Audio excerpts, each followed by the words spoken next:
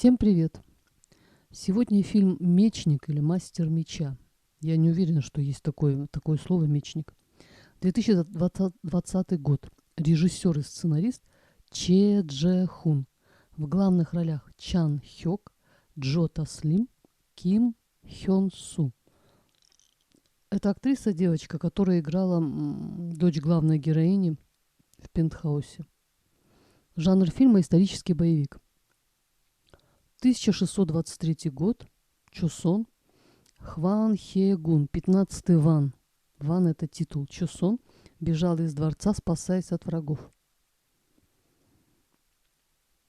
А высоко в горах живет девочка-подросток со слепнущим отцом. Она никак не может уговорить его спуститься с горы за снадобьем для глаз. Он теряет зрение.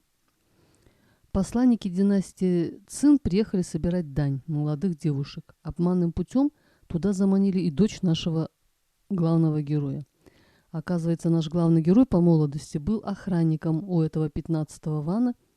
И тот, когда он вынужден был выехать за пределы Кореи, тот доверил ему свою дочь. И вот наш главный герой, роль которого исполняет Чан Хёк, воспитывает эту приемную дочь.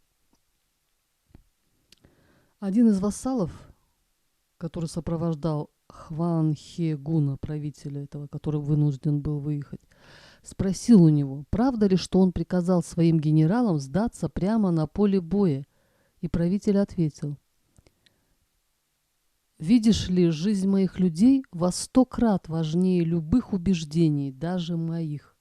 Вот почему я так поступил». На дворе 17 век, по-моему, достойный ответ достойного правителя. Ну а что же наша девочка, которая заявила папе, что не хочет всю жизнь провести на горе, хочет красиво одеваться? А может, она хотела заработать на лекарства для отца, но вместо этого угодила в лапы сборщиков дани? Ну а Чан Хёк, конечно же, всех мочит, пули его не берут, мечи тоже. Я люблю Чан Хёка, но слишком уж он был неуязвим. Главного злодея играет Джо Таслим, индонезийский дзюдоист и актер. Больше всего известен как актер, сыгравший одну из главных ролей в фильме «Рейд» и одну из второстепенных «Форсажа 6».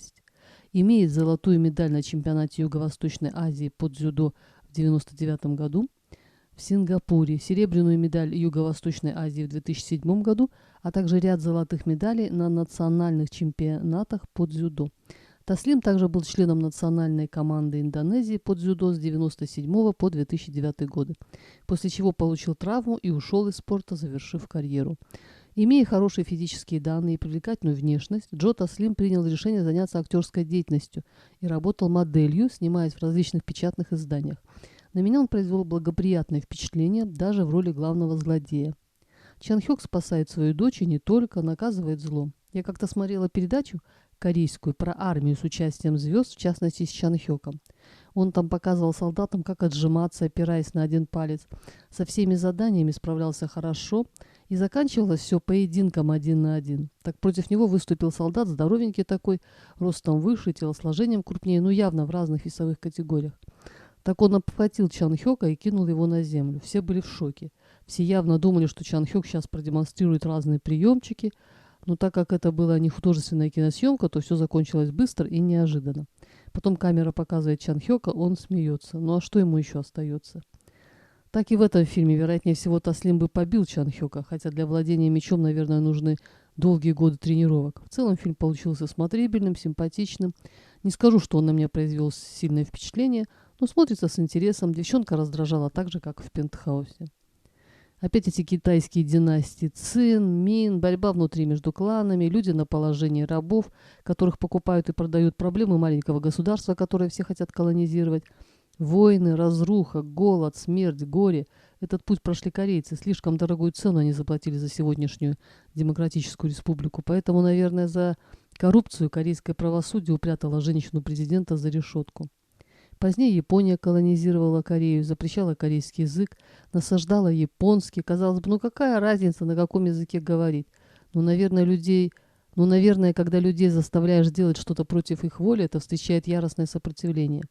Насильно мил не будешь, как говорится. Когда я училась в школе, меня раздражали сочинения, история с датами, которые никак не можешь запомнить, какие-то войны, полководцы, сражения.